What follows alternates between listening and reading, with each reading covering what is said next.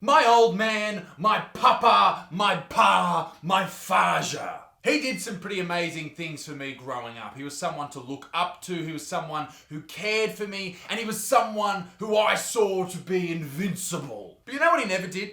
And honestly, I'm pretty pissed off at him for not doing this. He never had a fucking baby. I mean, have a go, Dad. I love the modern world where men have babies and women's win the men's decathlon in 1976 at the Summer Olympics. What a beautiful time to be alive. But ladies and gentlemen, before we get stuck into this video and stick around, it's absolutely just fucking weird. This video is brought to you by the great people at Surfshark VPN. Safety and security are two very important aspects of life. And let me tell you this, ladies and gentlemen, every single day that you access the internet, you are under threat from dirty soy boys trying to do you harm. Most internet users aren't even aware of the amount of surveillance and data mining done with their personal information on a daily basis. And ladies and gentlemen, don't you wish there was someone out there trying to protect you?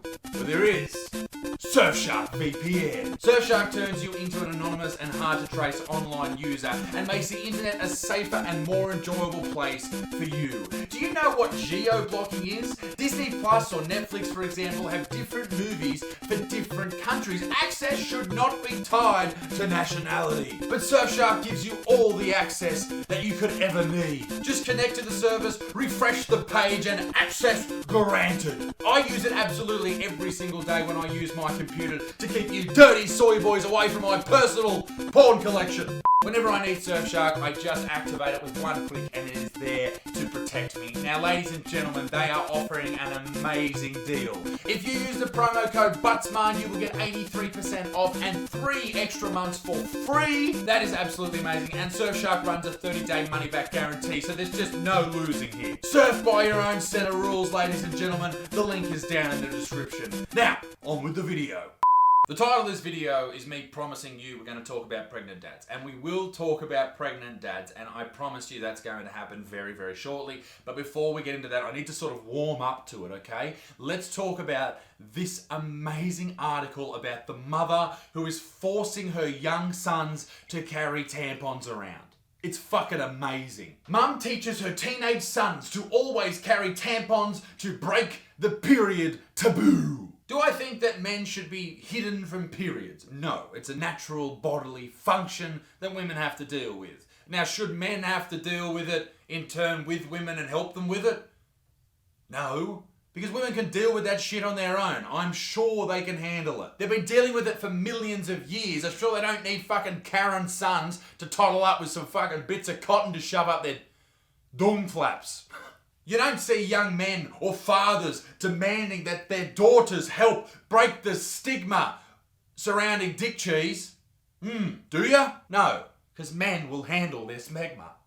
That's what I'm trying to get across here. We all have personal hygiene requirements. Please allow us to deal with them on our own. A mum in the US has taught her 2 teenage sons to always carry tampons in case any of their female friends have an accident. Don't get me wrong. In a worst case scenario, maybe this is a good thing. But let me play devil's advocate here.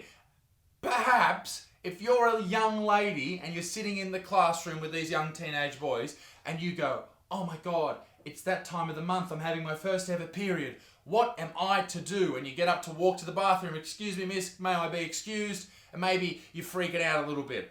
The last thing that you want is one of Karen's sons to go up to you and say, hey, you look like you're having your period, your menstrual cycle's starting. Do you want a tampon? Mother packed it for me. Would you not be freaked out by that?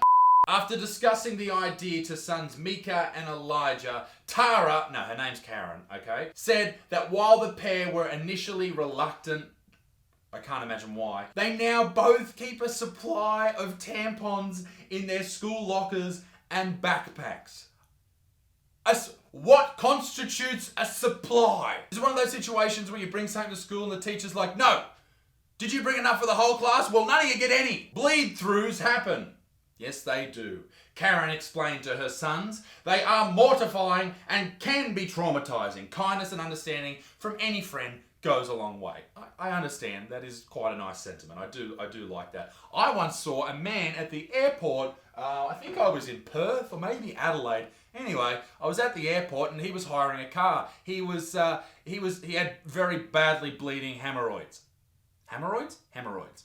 And it was like full on shit.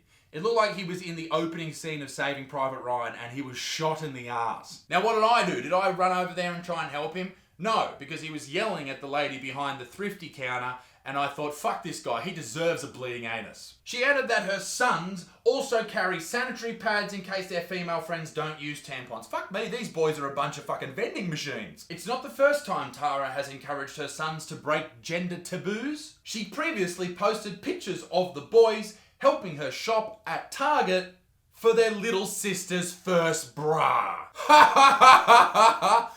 Why are you doing this, mother? Why would you do that to your sons? Like, that's such an awkward thing to put them through. Come on, little Stacey's got her first fucking nipples are fucking firing out or whatever happens. Bring her through, let's get her fitted. Boys, come on. What do you reckon? A cup, fucking C cup? That's fucked up, Butterfield.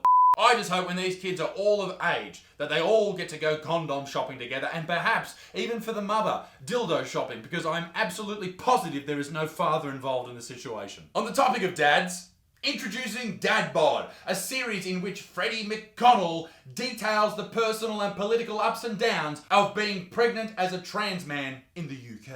Now, in this particular article, Freddie goes through the difficulties that he has faced being a transgender man having a baby in the United Kingdom. And we will, on this channel, as we always do, respect people's pronouns and all the things they want to be called and treated like, okay? And I will fucking do that. It's not even a bad article. I read it. It was like, okay, fair enough. There was one bit that I thought was a bit fucked up though. What he said about becoming pregnant and miscarriage. When a cis straight couple tries for a baby, they might mention it to close friends or family. Beyond that, the fairly universal norm is for silence to enshroud the process until at the very earliest, a 12-week scan of the baby is safely navigated. Such a tangle of social norms, ancient superstitions, and personal comfort levels is impossible to tease apart. Still, I hazard a guess that the fact pregnancy has been understood as an essentially a female experience, well, of course it fucking is, because only women can have babies, duh, is mostly to blame for the secrecy. Okay,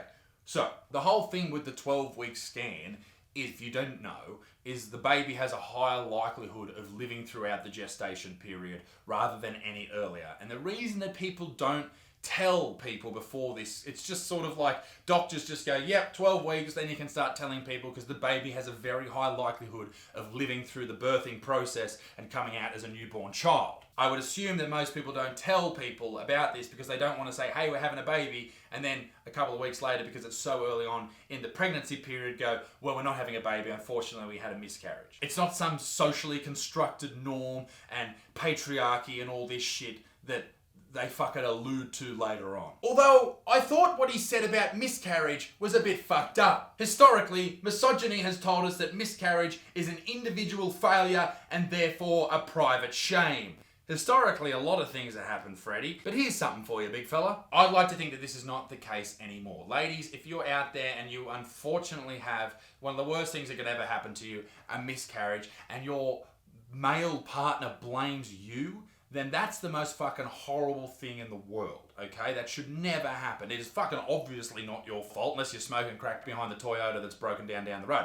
But here's the thing. If you've fucking chosen that dude to father your child, you should have chose better. But in the same fucking vein, if you're a dude and you think it's up to the woman to do this and the woman must do that and it's an individual failure on the woman, hey, big fella, grab your fucking balls and slam them in a car door, you absolute piece of shit. But the reason I decided to make this video about Freddie is because of this whole debacle.